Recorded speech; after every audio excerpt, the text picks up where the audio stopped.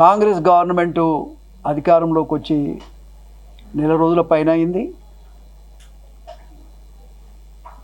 కానీ TRS party అంటే BRS party ఇవాళ దాన్ని భరించలేని పరిస్థితుల్లో ఉంది. అధికారం పోయింది. అధికారం పోవటం అనేది ఎందుకు పోయింది అని సిగ్గుతోని తలదించుకోవాల్సిన అవసరం ఉంది.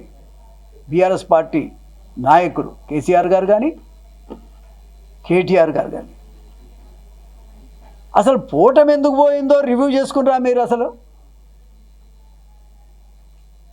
అధికారం పోవటానికి కారణమేందో ఒక్కసారైనా మీరు రివ్యూ చేసుకొని ఫలానా తప్పులు చేశాము కాబట్టి మా గవర్నమెంట్ పోయింది, మేము సరి చేసుకుంటామనే మాట ఎప్పుడైనా చెప్పారా మీరు?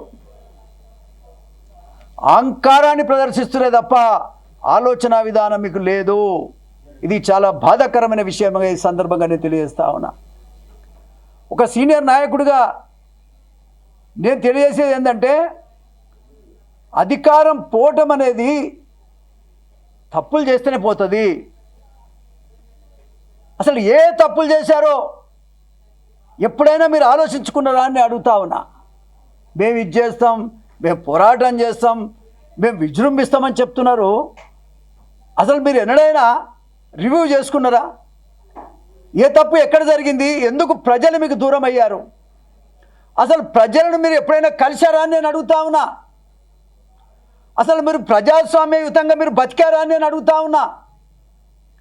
మీ నియంత్రత్వ పోకడల వల్ల గవర్నమెంట్ పోయిందని ఒకసారి మీరు అనుకున్నారా అని నేను అడుగుతా ఉన్నా. మీ ఎమ్మెల్యేలు చేసేటువంటి అరాచకాల వల్ల ఈ గవర్నమెంట్ పోయిందని మీరు ఎప్పుడైనా రివ్యూ చేసుకురా అని నేను అడుగుతా ఉన్నా. ఏ ఎమ్మెల్యే తప్పు చేసిండు వాళ్ళ పార్టీ నుంచి బహిష్కరించారా అని నేను అడుగుతా ఉన్నా. ఎందుకు బహిష్కరించారని అడుగుతా ఉన్నా. మీరు అసలు ప్రజలను ఎప్పుడైనా కలిశారా? రేవంత్ రెడ్డి గారి నాయకత్వంలో ఇవాళ కాంగ్రెస్ పార్టీ ప్రజావాణి కింద ప్రజలతో కలుస్తూ ఉంది. 10 సంవత్సరాల తర్వాత ప్రజాస్వామ్యయుతమైనటువంటి ప్రభుత్వం ఏర్పడ్డదనేటువంటిది ఇలా ప్రజలు సంతోషంగా ఉన్నాయా? మీరు ఎంత ఏడిస్తే ఏం లాభం? మీరెందుకు గెలవలేకపోయారు? ఓట్లు వేయించుకునే తప్ప, ఓట్లు దండుకునే తప్ప ఎక్కడైనా ఎవరినైనా కలిశారా మీరు? ఏ సామాన్యమైన వ్యక్తినైనా ముఖ్యమంత్రి గారు కేసీఆర్ కలవగలిగారని నేను అడుగుతా ఉన్నా. ఇదెంతవరకు సమంజసం? ఇది తప్పు అని ముక్కు నేలకు రాస్తాం మేము. ఇది పొరపాటు జరిగిందని మీరు చెప్పాలనా వద్దా? చెప్పాలని నేను డిమాండ్ చేస్తున్నా. ఇప్పటికైనా కూడా మీరు చెప్పాలి. మీ తప్పు ప్రజలను కలవకపోవటం వల్ల, మీ నియంతృత్వ పోకడల వల్ల మీరు అధికారం కోల్పోయారు. మీరు అది గమనించవలసిన అవసరం ఉంది. అందుకే మీరు ప్రజలను కలవని ప్రభుత్వం, అది ఏ రకమైన ప్రభుత్వం అంటే నియంతృత్వ పోకడల ప్రభుత్వం.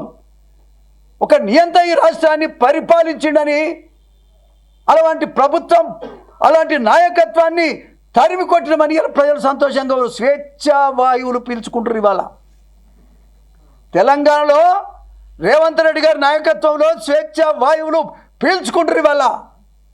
ఇది గమనించాల్సిన అవసరం ఉంది. అన్ని వర్గాల వాళ్ళని వాళ్ళ దగ్గర తీసుకుంటా ఉన్నారు. అన్ని వర్గాల వాళ్ళతో కూడా మాట్లాడుతూ ఉన్నారు.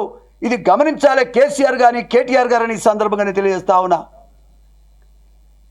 అసలు ఇంకా మీరు ఈ నెల రోజులు కూడా కాలేదు, అప్పుడే ఈ ప్రభుత్వం ఉండదు, ఈ ప్రభుత్వాన్ని మేమేదో చేస్తామని మాట్లాడుతూ ఉన్నారు.